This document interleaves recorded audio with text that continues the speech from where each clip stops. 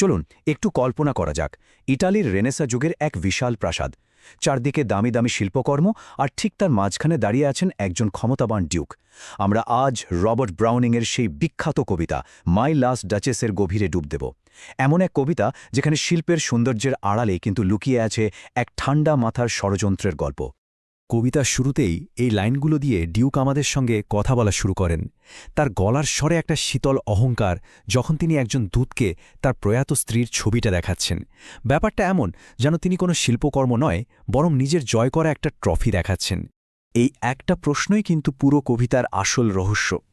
চলুন আজ আমরা ডিউকের নিজের মুখ থেকে বলা কথাগুলোকেই সূত্র হিসেবে ব্যবহার করে একটা মনস্তাত্ত্বিক তদন্ত করি, খুঁজে বের করার চেষ্টা করি কেন ডাচেসের ওই সুন্দর হাসিটাকে চিরদিনের জন্য থামিয়ে দেওয়া হয়েছিল। আচ্ছা, তো এই রহস্যের গভীরে যাওয়ার আগে চলুন নাটকের মঞ্চটা একটু ভালো করে দেখে নেই। মানে কারাই গল্পের চরিত্র, আর ঠিক কোন পরিস্থিতিতে এই শীতল কথাবার্তা চলছে সেটা জানাটা খুব জরুরি। দেখুন, এই কবিতাটা হলো একটা ড্রামাটিক মনোলগ। এর মানে কি? মানে হলো আমরা পুরো গল্পটা শুনছি একজনের মুখ থেকে, আর তিনি হলেন ডিউক। এখন তিনি যা বলছেন সেটাই যে সত্যি তা কিন্তু ধরে নেওয়ার কোনো কারণ নেই। এক কথায় তিনি হলেন একজন আনরিলায়েবল ন্যারেটর বা অনির্ভরযোগ্য কথক। আর ঠিক এটাই আমাদের তদন্তের প্রথম আর সবচেয়ে বড় ক্লু।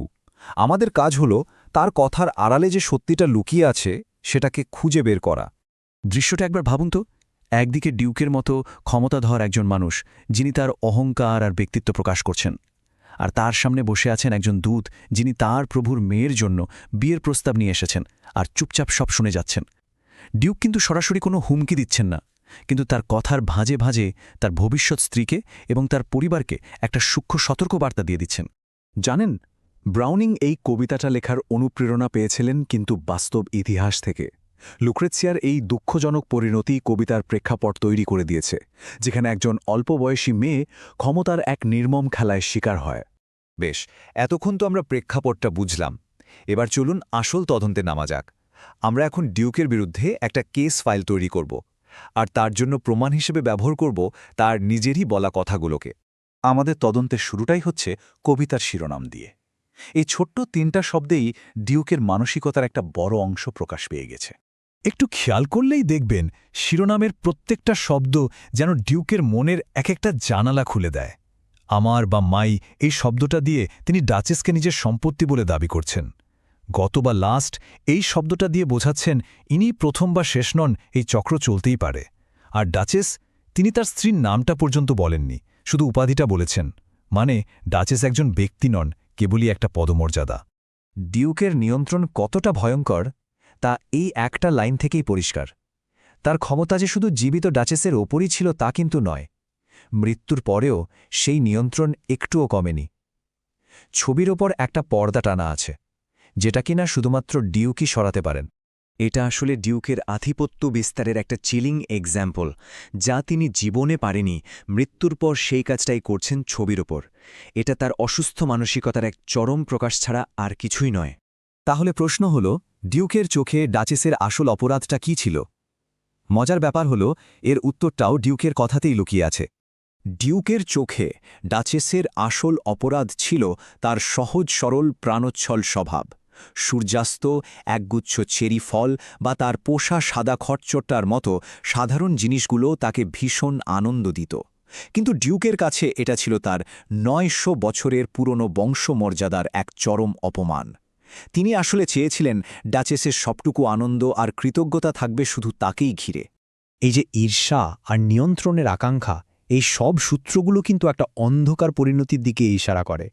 আর সেই পরিণতিটা কি, তা ডিউক নিজেই আমাদের বলে দেন। শেষ পর্যন্ত ডিউকের কথাগুলো আমাদের এমন এক সত্যের সামনে দাঁড় করায় যা ওয়াকেই ভয়ঙ্কর। চলুন দেখি সেই স্বীকারোক্তিটা ঠিক কী ছিল। আর ঠিক এখানেই ডিউক তার সেই ভয়ঙ্কর কথাটা বলে ফেলেন। আমি আদেশ দিয়েছিলাম। তারপর সব হাসি একসাথেই থেমে গেল। ভাবা যায়, মাত্র 2টো লাইন, আর এই 2টো লাইনেই ডিউক যেন নিজের অজান্তেই তার খুনের কথা স্বীকার করে নিলেন।